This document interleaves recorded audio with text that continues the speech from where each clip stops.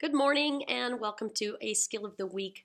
As kind of a follow-up, I have been having some requests from different viewers to show what those glaze techniques looked like at the end when we finished everything. So I kind of wanted to give you an idea, and thank you, by the way, for requesting those things and watching the videos. I know they're kind of weird and they're for classes and things like that, but thank you.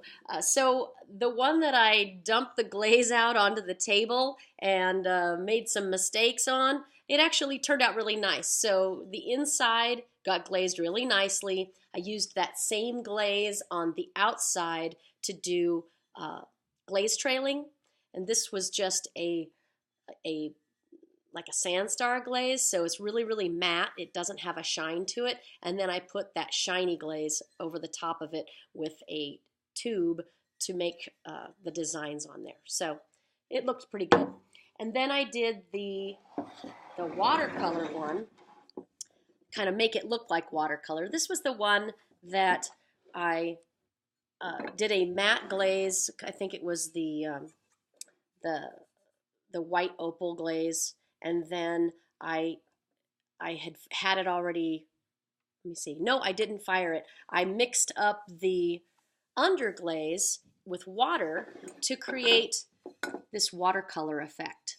Okay, so as you can see, it's not really shiny. It created a really light kind of, it almost looks like I've watercolored over the top of the glaze. But it's burned in, it's fired in, so it turned out really nice. And that I did some spattering on it too with underglazes, so that turned out really nice. And I did some pouring. I had that same opaque white glaze on there, and then I just kind of poured other glazes on there. So that's how that turned out after it got done firing.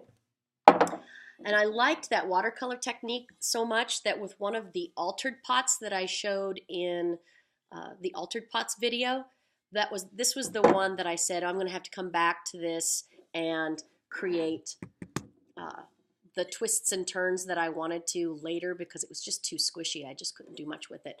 So I was pushing on everything, and I created all of these cuts, and then I really liked the feel of the watercolory look. So I mixed it and kind of dripped it in areas. Sorry, it's probably getting a little bit too shiny there. There we go. And it just has a really interesting look. I just really enjoy the finished product of that particular technique.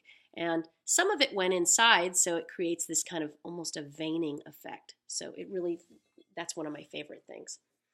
And I did sgraffito with underglazes. So on a piece of greenware, I brushed on the underglazes that I wanted to use, and then I went back with my tool and scratched out areas that I wanted to remain white. So I have some cloud-like areas and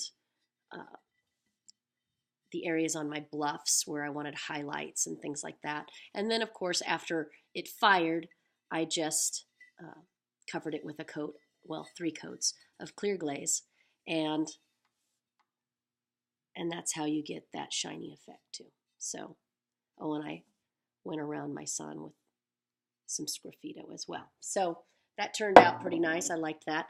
This one was actually done, my balloon pot video, and I ended up finishing out with just a sponging technique and just dark blue glaze on the inside, and then I sponged the rest of it, and I had a texture on there. So it turned out pretty good. I was happy with that. So that is the short and sweet video of how the glaze effects turned out. And if there were any other ones that I forgot about, please mention it to me in the comments and I'll try to show those too. Thanks.